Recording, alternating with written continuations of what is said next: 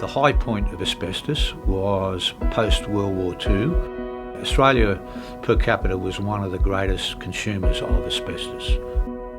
Too many of our associates on the waterfront and friends were dying from asbestos-related diseases, and it just seemed to be a given. You got the disease, you died, usually within 6 months. I, along with a myriad of other trade unions around the country, trod a road to Canberra and to the state government lobbying. We did all we could to campaign around a dedicated research institute. I want to pay tribute to the Institute and to all of the people it brings together for continuing to maintain the rage. You know, something which 30 years ago we hoped might be tapering off is stubbornly with us, not only through the occupational exposure of people, but increasingly through DIY. You may well expose yourself to a fatal disease that will come on some decades later. We need to recognise there are new threats. Silica-related dust disease is growing at an alarming rate. Out of tragedy comes hope, comes a determination to do better in the future. It was an absolute shock. When they got the X-ray back, they just showed a lesion on the bottom of my left lung. It was diagnosed that it was actually mesothelioma. I had worked somewhere where there was known to have been asbestos in the building in the 80s. Literally one fibre. That's it. Jocelyn, who's their nurse, contacted me straight away and gave me a lot of information.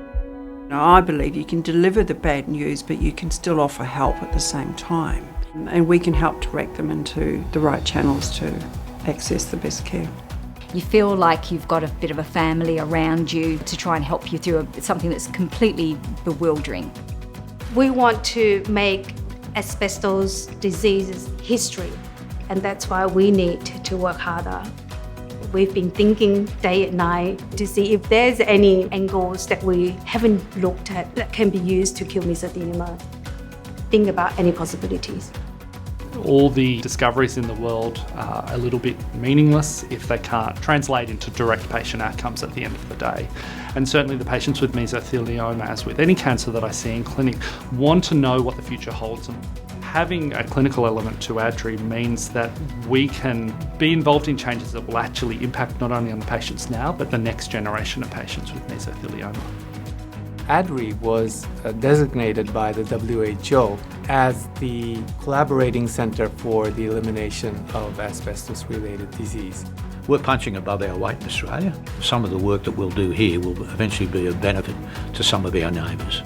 When we go to a developing country and realise how limited they are in terms of their resources and their understanding and their education, then that really makes me feel very privileged to be able to share that with the developing countries.